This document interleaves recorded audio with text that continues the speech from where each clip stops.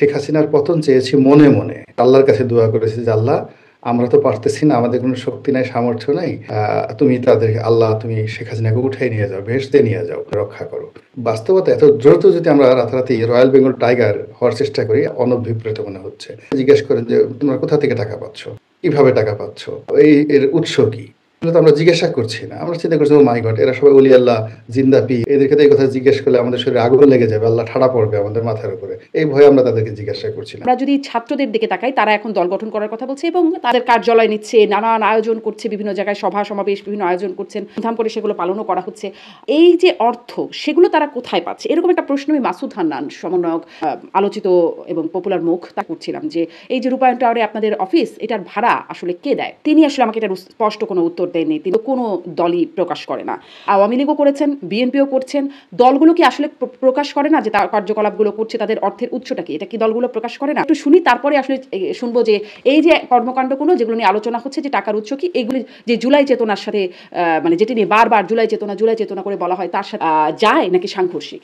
জুলাই আগস্টের কোনো চেতনা ছিল না। আমরা অবচেতন ছিলাম। এখানে বাস্তবতাটা হলো যে আমরা শেখ হাসিনার পতন চেয়েছি আগস্ট মাসের একেবারে প্রথম সপ্তাহ থেকে। জুলাই পর্যন্ত আমরা কোটা চেয়েছি এবং আগস্ট মাসের প্রথম সপ্তাহে আমরা চেয়েছি কোটা বিরোধী আন্দোলন যারা করছেন তাদের উপর যে জুলুম এবং অত্যাচার হচ্ছে, এটার বিচার চাইছি। এবং সেই বিচারের জায়গায় যখন অবিচার হয়েছে, তখন আমরা শেখ হাসিনার পতন চেয়েছি মনে, মনে। আর আল্লাহর কাছে দোয়া করেছি যে, "আল্লাহ আমরা তো পারতেছি না, আমাদের কোনো শক্তি নাই, সামর্থ্য নাই। তুমি তাদেরকে আল্লাহ তুমি শেখ হাসিনাকে উঠায় নিয়ে যাও, বেহেশতে নিয়ে যাও, রক্ষা করো।" তো আল্লাহ রাব্বুল আলামিন যে অলৌকিকভাবে তাকে উঠিয়ে নিয়ে গেছে এবং সে ঘোষণা দিয়েছি শেখ হাসিনার এক দফা।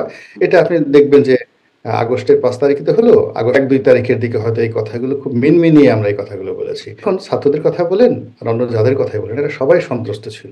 চিন্তা করুন, হারুন সবাইকে ধরে নিয়ে গেছে। ধরে নেওয়ার পরে ওখানে যারাই গেছেন তারা সবাই কিন্তু তার কাছে আত্মসমর্পণ করেছে। তারা বক্তৃতা দিয়েছেন, বিবৃতি দিয়েছেন। তাদের আত্মীয়-স্বজন সবাই বলেছেন যে না, তারা ওখানে খুব রাজার হালে ভালো আছেন, সমস্যা নেই। তো এই বাস্তবতা এত দ্রুত যদি আমরা রাতারাতি রয়্যাল বেঙ্গল টাইগার হওয়ার চেষ্টা করি, আমার অনভিপ্রেত মনে হচ্ছে। নাম্বার 1। নাম্বার 2 হলো যে ছাত্ররা যে কাজগুলো ছাত্ররা কিন্তু করছে, বলছে গোলাম আলী তারা স্বেচ্ছায় বক্তব্য দেয় নাই। তাদেরকে বক্তব্য দিতে বলা হয়েছে, তারা সেটা মানে স্বেচ্ছায় কোনোভাবেই ছিল। তো স্বেচ্ছায় তারা বক্তব্য দেয়নি। তাদেরকে তাকে বলা হয় সামান্য ট্রিটমেন্ট দেয়া হয়েছে, ভয় দেখানো হয়েছে, পিটনি দেওয়া হয়েছে। শরীরে দেখবেন যে আঘাতের চিহ্ন রয়েছে। এই বাংলাদেশে ধরেন তারেক রহমান সাহেব। এখন তারেক রহমান সাহেবকে তো 1/11 এর সময় ধরে ফ্যানের সঙ্গে টানিয়ে বেদম প্রহার করে মেরুদণ্ড ভেঙে দেওয়া হয়েছে।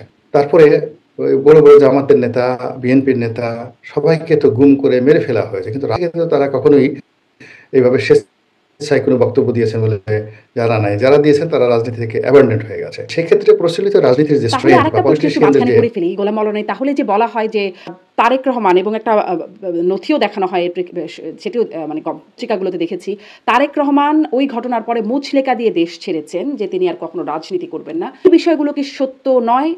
না, সেগুলো হয়তো সত্য।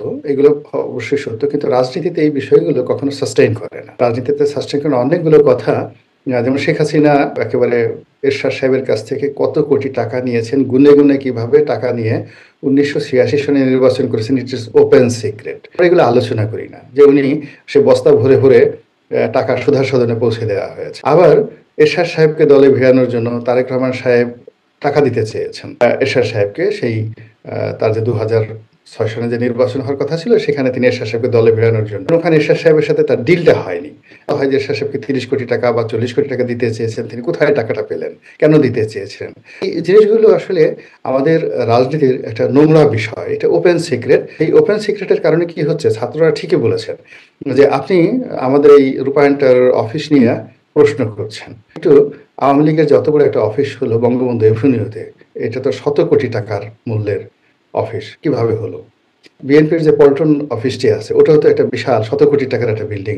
উপরে থেকে নিচ পর্যন্ত এরকম একটা বিল্ডিং মেনটেন করতে তো মাসে ১০-২০ লাখ টাকা খরচ যায়। তো ১ ডজন নেতা এখন খুব ঘোরাফেরা করছেন।